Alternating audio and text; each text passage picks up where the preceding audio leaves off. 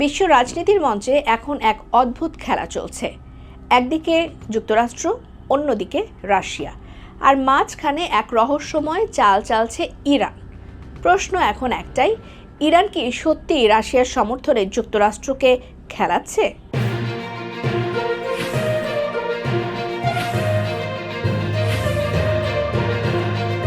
Putin এবং ইরানের পররাষ্ট্রমন্ত্রীর সাক্ষাৎ। সম্প্রতি রাশিয়ার প্রেসিডেন্ট ভ্লাদিমির পুতিন সরাসরি ইরানকে পূর্ণ সমর্থন দিয়েছেন।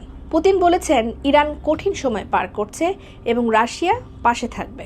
দুই দেশের মধ্যে ২০ বছরের কৌশলগত সম্পর্ক আরও শক্ত হচ্ছে। এমনকি রাশিয়া নিজেকে মধ্যস্থতাকারী হিসেবেও তুলে ধরছে। কিন্তু এই সমর্থনের আড়ালে কি চলছে অন্য কোনো খেলা?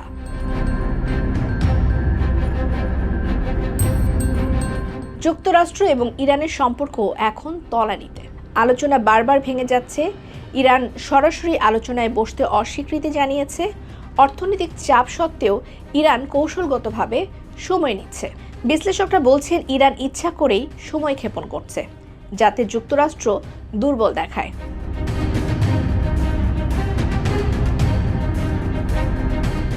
ইউরোপিয়ান নেতাদের মতে, ইরান কৌশলে যুক্তরাষ্ট্রকে হিউমিলিয়েট করছে।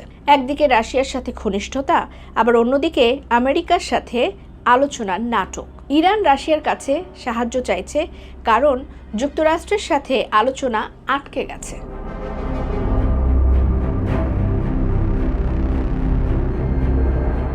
রাশিয়া ইরানকে গোয়েন্দা তথ্য, প্রযুক্তি, এমনকি ড্রোন সহায়তাও দিচ্ছে।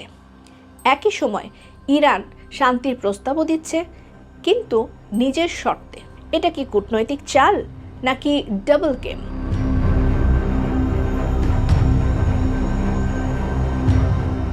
বিশ্ব রাজনীতি এখন আর সরল নয়। ইরান এখনো দুর্বল হয়নি, বরং আরও কঠোর অবস্থানে গেছে। এই সংঘাত রাশিয়ার জন্য লাভজনক, বিশেষ করে জ্বালানি বাজারে।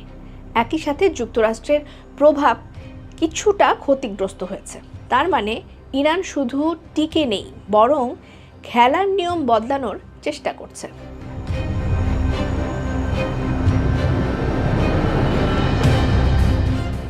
তাহলে সত্যটা কি?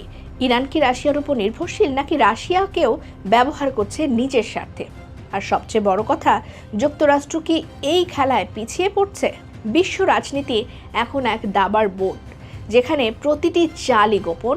আর ইরান হয়তো সে শুধু খেলছে না, সে খেলাটা নিয়ন্ত্রণ করার চেষ্টা করছে। আপনার মতামত জানাবেন। ইরান কি সত্যিই যুক্তরাষ্ট্রকে খেলাচ্ছে?